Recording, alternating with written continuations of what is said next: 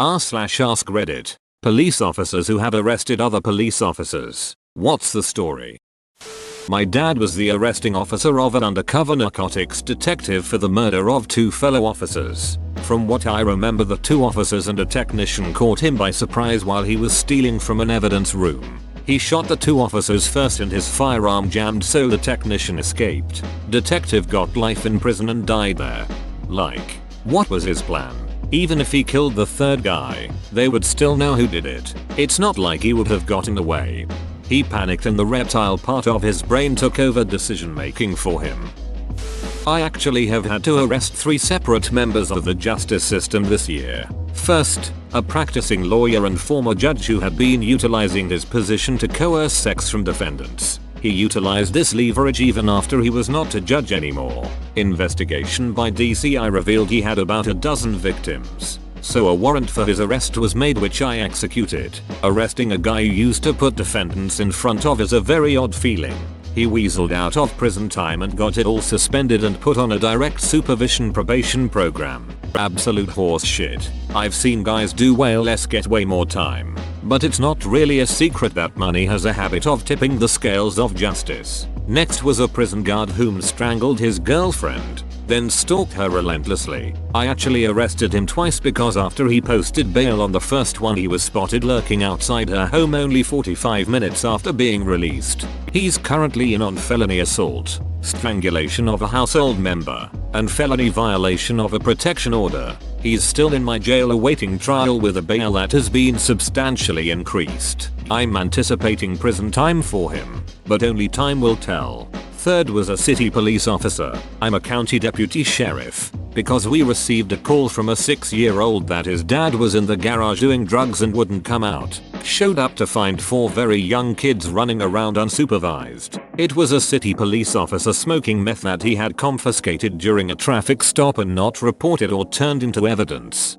DCI took the case from us due to potential conflict of interest and have placed him in another county's jail, and I haven't heard any more about it. Hope he does time too. What kinda a-hole leaves his little kids totally alone and unsupervised while they smoke meth? Especially when said person is a duck-in cop. Unforgivable in my opinion. But yeah, 2020 has been a very strange year for me. Wow, very similar thing happened to a judge in Nashville too. He even went so far as to make a call to let a personal acquaintance out of holding, who then went back to the wife who reported him and almost beat her to death. Not me, but my dad, who was a cop. He was still working as a full-time cop before switching full-time to firefighting and made a traffic stop around 11 at night back in the mid-80s. Nicer car. Speeding well over the speed limit, so my dad initiates a stop. Before he is out of his cruiser, the driver has what looks like a badge hanging out of the window. My dad walks up, does the usual song and dance, and the driver said, "You obviously can't ducking see who I am." My dad says, "Yes, Lieutenant Colonel, I do, and right now I'm conducting a traffic stop." Turns out the driver was a lieutenant colonel in the Ohio State Highway Patrol, which is pretty high up in their rank structure. My dad again asks him for license and insurance, and the guy goes off, threatening to call Dong, as in Dong Celeste, who was governor at the time, and threatening his job, that he was just trying to get back to Columbus after an engagement and so on. Eventually he calls for backup and has another officer there to witness what was going on. Eventually my dad writes him a ticket, and while still screaming, Mr. Pullingrank drives away. The next shift my dad gets called in by his assistant chief and is asked about the stop, and apparently the colonel of OSHP was calling him about it. In the end they had to bring in the other officer to write a statement of what went on, and in the end nothing came of it, except the ticket wasn't contested and paid.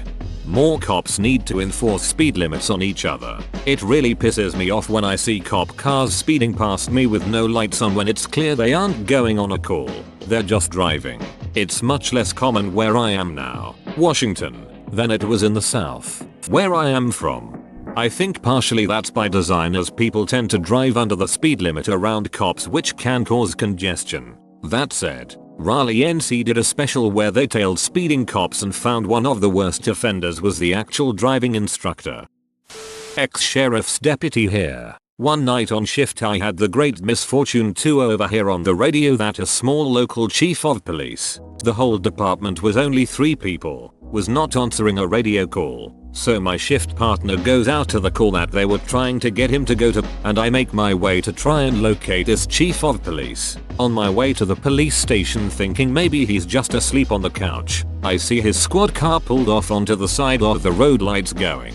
In that moment my heart sank. My first thought was, oh no, this dude just got killed on a traffic stop. As I'm walking up to the car in a hurry, I noticed that he slumped over. I reached into the open driver's window and grabbed his shoulder to try and put my fingers against his neck to feel if he has a pulse or if his skin is still warm, and generally check to see if he is in fact still alive. As I'm doing this I notice a distinct and strong odor of alcohol. As the chief of police wakes up, looks at me, puts the car and drive and pulls away. About that time another deputy pulls up behind my car, and I put out my radio that the chief is driving off. The other deputy, forgetting that we all use a shared frequency, then comes over the radio and says, hey, he should be easy to follow, his lights are on. The lights go off. Fast forward to several hours later. Command staff is out at the police department, seizing the weapons and evidence that's stored within the department. This chief of police shows up with the mayor of the small town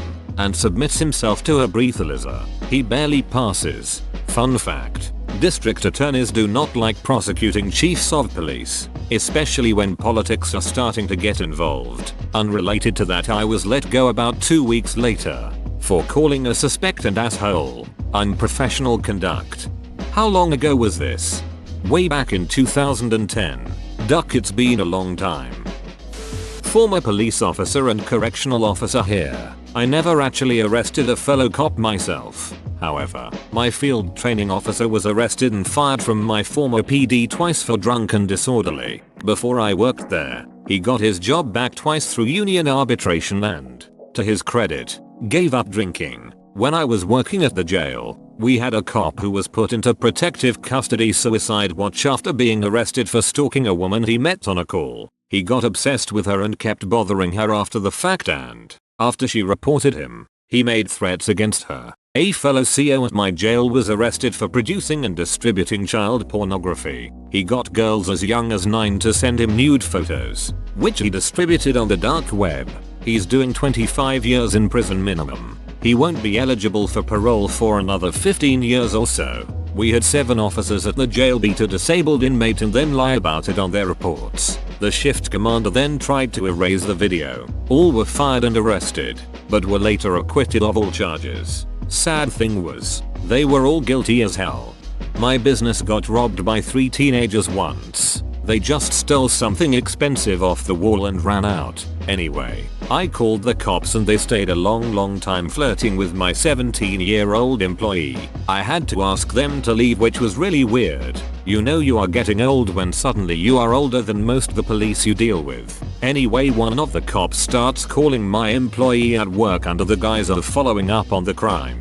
Give me a break. I had to email him personally and tell him to never contact my 17-year-old employee again and to only come to me from now on. Was a little scary cause I never had to stand up to a crooked cop before.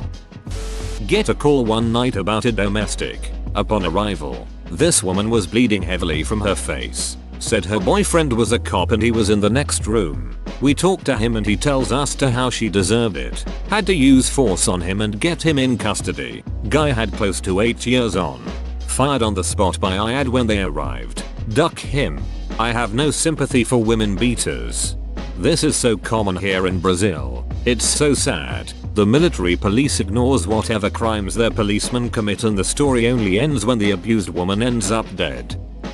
Saw a true crime video where this police officer killed his ex-wife cause she was trying to divorce him and she had a really nice life insurance. He was struggling hella hard with bills and apparently the crime split the whole police department up. People who thought he was guilty versus people who couldn't believe it and thought he wasn't guilty. In the end he was caught cause he was the only one who had keys to the car she drove and the police found a paper with calculations on it that were how much he would have left over after the life insurance money paid off his debts and his house. Oh, and he was sleeping around with a co-worker, lol.